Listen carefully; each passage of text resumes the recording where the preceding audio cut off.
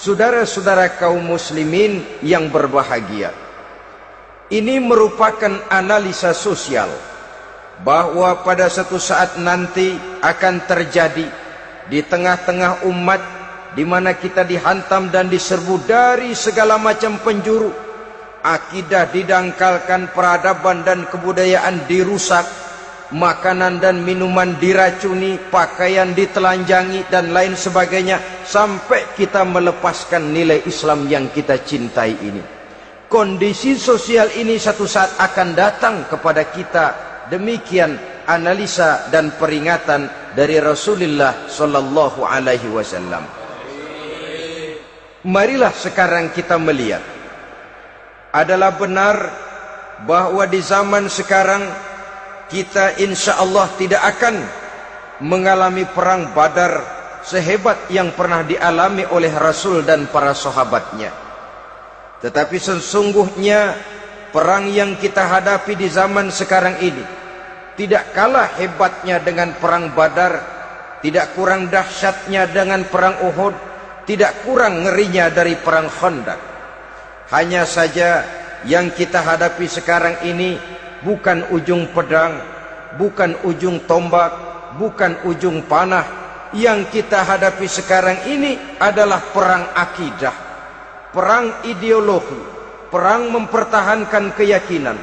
Yang kalau kita kalah sekarang, kita memang masih beragama, tetapi anak kita, cucu kita, generasi yang akan hidup 5, 10, 20, 30 tahun yang akan datang, wallahu a'lam bissawab.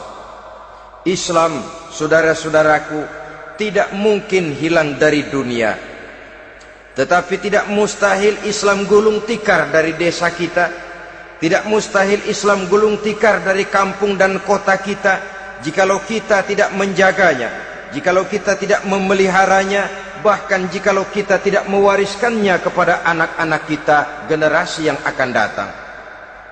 Marilah kita mengingat sejenak bagaimana Islam di Spanyol yang pernah jaya, pernah mewarnai daratan Eropa, dan yang sekarang hanya sekedar tinggal ceritanya saja. Ini pernah diperingatkan oleh Rasul dalam satu hadis, sayati ala ummati zamanun la yabqal Islam illa ismun wala minal Quran illa rasmun. Akan datang satu masa di tengah umatku di mana pada masa itu Islam ada tapi hanya tinggal sekedar namanya saja, dan Quran pun ada tapi cuma sekedar tinggal tulisannya saja. Apabila kita tidak mewariskan ini kepada generasi yang akan datang, maka serbuan-serbuan dari berbagai macam penjuru dari hari ke hari semakin kita rasakan kehebatannya. Tidak mustahil sejarah Spanyol akan terjadi di desa kita, akan terjadi di kampung kita, akan terjadi di kota kita. Orang Spanyol kalau mereka cerita kepada anaknya, mereka akan cerita, "Nak, di sini dulu ada masjid." Kapan, Pak? Dulu bener dah. Banyak orang Islam kalau hari Jumat pada sembahyang, kapan itu, Pak? Dulu sekali. Sekarang cuma sekedar tinggal ceritanya saja. Bukankah sesuatu yang sangat tidak mustahil apabila kita tidak menjaga dan mewariskan Islam ini kepada generasi yang akan datang? Maka serbuan-serbuan akan membawakan hasil yang diinginkan oleh para penyerbu itu tadi. Kita sudah menjadi umat yang mayoritas, tetapi umat yang mayoritas ini menurut Rasul dikepung sedemikian rupa, akidahnya didangkalkan, peradaban dan kebudayaannya ditekan sedemikian rupa, kehidupan sosialnya dibuat individualis. Kemudian dari segi pergaulan, pakaian, makanan, minuman dan sebagainya diracuni, sampai dia tidak lagi berpegang teguh kepada agamanya. Dan dikala itu hilang kehebatan umat ini di mata musuh-musuhnya.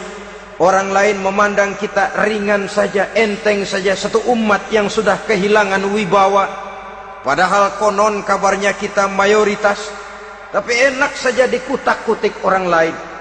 Dan dikala itu di hati kita merajalela penyakit uahan. Penyakit uahan itu apa? Pertama, hubbud dunia, terlalu cinta kepada dunia. Terlalu cinta kepada dunia yang menyebabkan kita lupa akan tanggung jawab dan kewajiban, lupa meneruskan dan mewariskan Islam kepada generasi yang akan datang.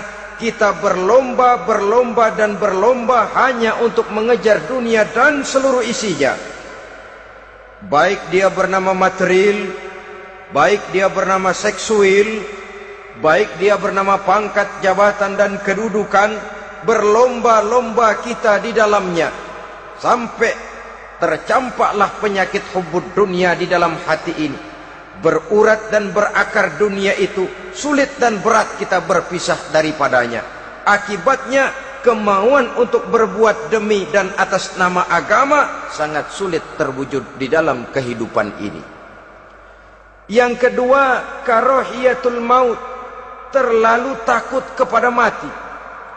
Baik mati ajal, mati dalam artian yang sebenarnya, baik mati usahanya, baik mati karirnya, baik mati pangkat dan jabatannya.